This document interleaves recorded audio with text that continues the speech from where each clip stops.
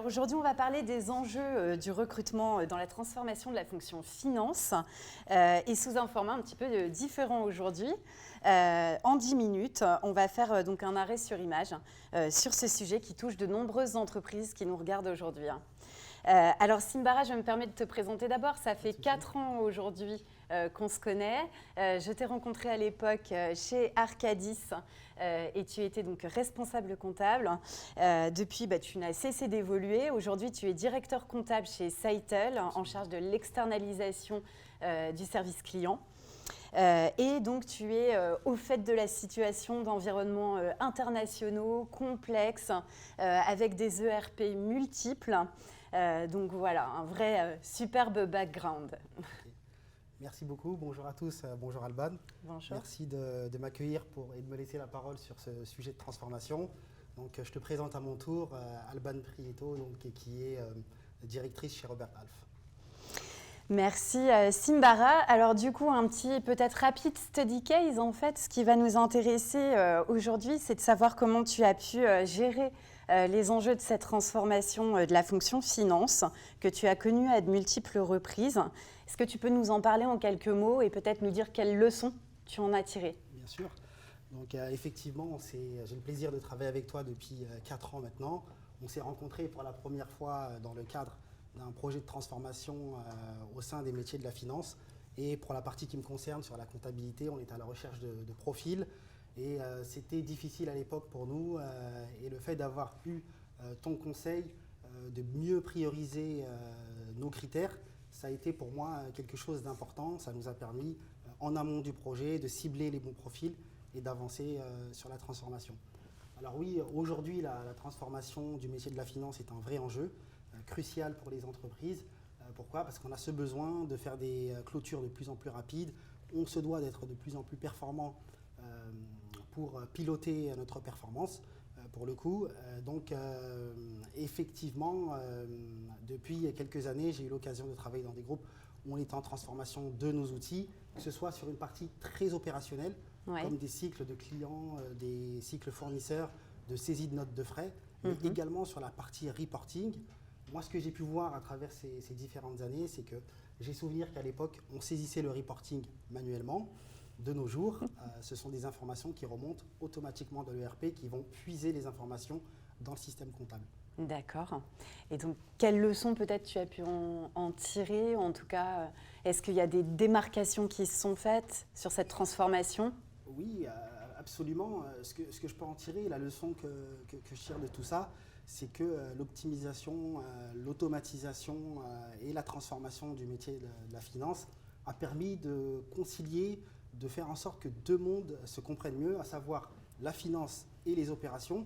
Donc aujourd'hui, la finance est bien plus un allié qu'il ne l'était autrefois pour, encore une fois, piloter la performance. Aujourd'hui, on est capable très vite de corriger le tir sur une stratégie. On est capable très rapidement de décliner des objectifs financiers de manière opérationnelle. Ouais. Et ça, c'est permis à travers les nouveaux outils et les process que l'on développe. Super, merci. Tu me parles justement de rapprochement de deux mondes entre les opérationnels et les financiers. Et c'est vrai que ça me permet une transition assez simple, puisqu'en l'occurrence, on parle finalement avant tout d'humain. Pour que ce rapprochement se fasse, on parle de comportement, on parle de personnalité. Et donc finalement, le recrutement est clairement un ingrédient déterminant dans le succès de cette transformation. Si on fait un petit flashback arrière, donc 2018, l'année où on se rencontre, la pénurie des talents en finance, elle est déjà clairement active. On a des problématiques à recruter, en particulier lorsqu'on demande l'anglais courant, et tu as été dans des univers internationaux, tu le sais. Pour moi, les clés de la collaboration avec Simbara, elles ont été deux majoritairement. La première, c'est ma rencontre avec toi. Toi, deux autres opérationnels également, ce qui m'a permis de vraiment intégrer ce que ta société à l'époque avait comme critère, mais au-delà de ta société, toi en tant que manager, qu'est-ce que tu en attendais pour aller créer un socle commun avec les personnes qu'on allait recruter? Donc ça a permis de booster effectivement la partie recrutement et l'accélération du process. Et le deuxième point, cette accélération du process et le timing, le tempo dans le domaine du recrutement est fondamental. Et c'est vrai que ta réactivité m'a clairement aidé aussi à ne pas perdre les talents, les excellents candidats et donc aboutir sur les recrutements. Et toi, du coup, est-ce que tu as quelque chose en termes de valeur ajoutée que tu voulais mettre en exergue aussi sur cette collaboration finalement? Effectivement, donc oui, j'ai souvenir qu'à l'époque, on avait des difficultés à recruter sur ce poste-là. Et comme je le disais, le fait d'avoir le conseil d'un professionnel sur cette partie recrutement nous a été bénéfique parce que ça nous a permis de mieux prioriser ce qu'il était capable de faire, de ne pas faire, d'accentuer sur certains critères plutôt que d'autres. Et aujourd'hui, effectivement, avec le recul, on se rend compte que dans les projets de transformation, il y a une partie humaine qui est importante, primordiale. Pourquoi ? Parce que aujourd'hui, la mise en place d'un ERP, c'est embarquer toute la société et non plus seulement la finance. Autrefois, le logiciel comptable était un moyen de contrôle qui ne concernait finalement quasi que la finance. Aujourd'hui, l'ERP, c'est tous les pans de la société qui sont impliqués dedans. Et la finance est un petit peu le chef d'orchestre de tout ça. Pour passer, je cite un exemple, une commande, l'assistante de site va initier la commande.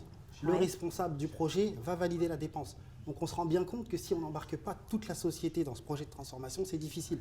Donc sur nos profils, on a besoin d'avoir des personnes, des collaborateurs qui soient ouverts d'esprit, qui soient tournés vers les autres pour accompagner ce projet, ce sujet de transformation. D'accord.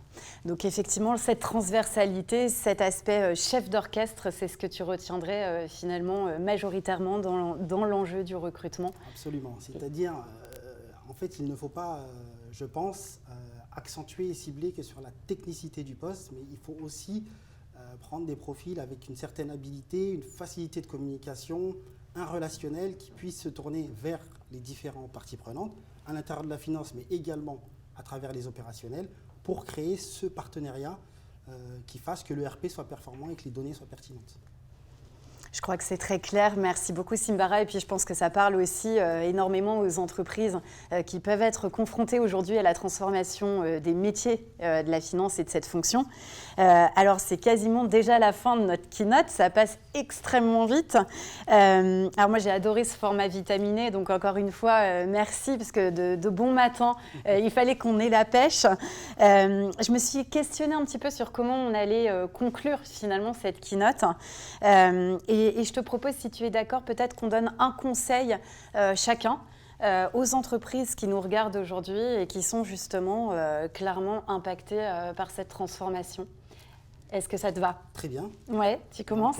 Donc, mon conseil, ce serait dans ces phases amont, lorsqu'on lance un projet de transformation, ce qui est bien de faire, c'est effectivement de s'assurer de la partie technique du candidat, mais aussi de regarder cet aspect, disons, comportement, relationnel, facilité de communication, mais également état d'esprit, ouverture d'esprit, parce qu'au final, c'est ce qui, je pense, fera la différence pour embarquer tous les pans de la société dans ce projet de transformation. Et alors, moi, je t'emboîte le pas sur cette partie encore, finalement, qu'on appelle soft skills, donc vraiment savoir-être, personnalité. Et mon conseil à moi, ce serait de dépasser la première impression, notamment sur le CV. Je voulais quand même rappeler un chiffre qui est important aujourd'hui.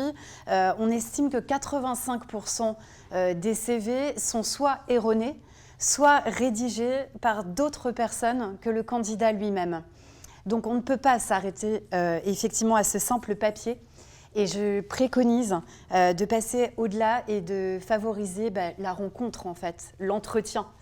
Le socle commun entre un candidat et une culture d'entreprise, elle ne se lit pas sur un CV, elle ne se lit pas au travers d'un papier. Et c'est aujourd'hui la valeur ajoutée de notre cabinet, notamment Robert Half, de générer effectivement, d'aller chercher, d'aller creuser ce socle commun entre le candidat et l'entreprise. Voilà pour les conseils qu'on a dispensés. Écoutez, on est ravis de vous retrouver, on l'espère, sur LinkedIn, de continuer cette discussion. Donc n'hésitez pas à contacter Simbara, moi ou moi-même, bien évidemment. Et je crois qu'on se tient à votre entière disposition pour la suite. Absolument. Merci à tous de nous avoir écoutés et je vous souhaite bonne chance dans vos prochains sujets de transformation. Merci. À la semaine prochaine, Simbara. À la semaine prochaine, Adèle.